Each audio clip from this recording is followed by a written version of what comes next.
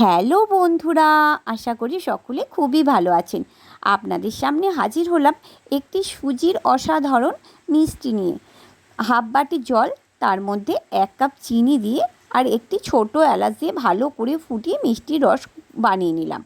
আর এদিকে একটা কড়াইয়ে 1 চামচ ঘি দিয়ে ভালো করে নাড়াচাড়া করে নিলাম। কড়াইটা গরম অবস্থায় ঘিটা দিয়ে ভালো করে নাড়াচাড়া করে নিয়ে 1 কাপ সুজি দিয়ে দিলাম। সুজিটা দিয়েও একটু ভালো করে নেড়ে নিলাম। তার মধ্যে 2 চামচ ময়দা দেব। ময়দা দিয়ে আরেকটু ভালো করে ভেজে নেব। সুজিটা কিন্তু লাল লাল করার কোনো দরকার নেই, হালকা করে ভাজলেই হবে। 2 থেকে 1 মিনিট ভালো করে ভেজে নিতে হবে। তারপর আমি যতটা সুজি দেব তার ডবল কিন্তু দুধ দিতে হবে। দুধের পরিমাণ যদি বেশি কম হয় তাহলে কিন্তু মিষ্টিটা বানানো যাবে না। আমি যে কাপে সুজি নিয়েছি সেই কাপ অনুসারে 2 কাপ দুধ নিয়েছি।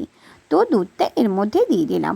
একটু সেন্ট হবার জন্যে অল্প হাফ চামচ মতো গরম মশলা এর মধ্যে যোগ করব, তাহলে মিষ্টির সেন্টটা কিংবা স্বাদটা আরও বাড়িয়ে দেবে। তো দিয়ে দেওয়ার পর আমি এর মধ্যে একটু কাজু বাদামের পেস্ট যোগ করব।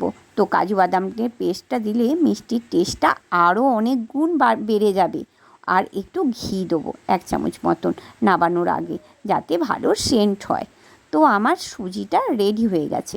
এবারে আমি একটি পাত্রে তুলে নেব। যখন কড়াই থেকে পুরো ছেড়ে যাবে তো বোঝা যাবে যে সুজিটা হয়ে গেছে। গরম অবস্থায় ভালো করে মেখে নিতে হবে, আটা মাখার মতো ভালো করে মেখে নিতে হবে। আর মাখার সময় যদি অসুবিধা হয় তাহলে হাতে একটু ঘি বুলিয়ে নেবেন, তাহলে ভালো করে মাখা যাবে এবং বানানোটাও খুব সহজ হবে। আর বেলনা চাকিতেও একটু ঘি বুলিয়ে নেবেন, তাহলে বেলতে খুব সুবিধা হবে। আমি বুলিয়ে নিয়েছিলাম, তো আমার ভালোই বেলা হয়েছে। তো এরমভাবে মোটা করে 2 পিঠটা বেলে নেবেন। খুব পাতলা হবে না, আবার খুব মোটা হবে না, একটু মোটা রাখবেন, নাহলে মিষ্টিটা ভালো হবে না খেতে। তো তারপরে একটি ছুরি দিয়ে আমি ভালো করে কেটে নিচ্ছি। আমি 4 চৌকো শেপ করে কেটেছিলাম। আপনারা বরফির আকারেও কাটতে পারেন এবং আপনাদের পছন্দ মতন শেপ দিতে পারেন। আমি এরমভাবে কেটে নিলাম সমস্ত মিষ্টিগুলো। এভাবে করবেন, দেখবেন খুব সুন্দর খেতে হবে। বাড়িতে যদি কোনো অতিথি চলে আসে আর যদি বাড়িতে মিষ্টি না থাকে, আপনারা এরমভাবে করে দিতে পারেন। অন্যদিকে কড়াইয়ে তেল গরম হয়ে গেছে আমার বক বক করতে করতে। এবারে মিষ্টিগুলো আমি সমস্ত ভেজে নেব লাল করে। তেলটাকে হাই ফ্লেমে রাখতে হবে, গ্যাসের ফ্লেমটাকে কমানো যাবে না। এটা হাই হিটে ভাজতে হবে, না হলে কিন্তু মিষ্টিগুলো ভেঙে যাবে। কারণ সুজির জিনিস, এটা কম আঁচে করা যাবে না। এই মিষ্টিটা করার সময় সব সময় গ্যাসের ফ্লেমটাকে কিন্তু বাড়িয়ে রাখতে হবে। এটা কিন্তু আপনাদের অবশ্যই মনে রাখতে হবে, তাহলে মিষ্টিটা কিন্তু খুবই করতে সহজ হবে, না হলে কিন্তু তেলের মধ্যে ভেঙে যাবে। বক বক করতে করতে আমার মিষ্টিগুলো ভাজা হয়ে গেল। আর ওইদিকে আমার মিষ্টির রসটা রেডি হয়ে গেছে। মিষ্টির রসটা গরম থাকবে, সেই অবস্থাতে মিষ্টিগুলো তুলে ওর মধ্যে আমি দিয়ে দেব। এই যে আমার মিষ্টির রস রেডি, আমার মিষ্টি ভাজাও রেডি।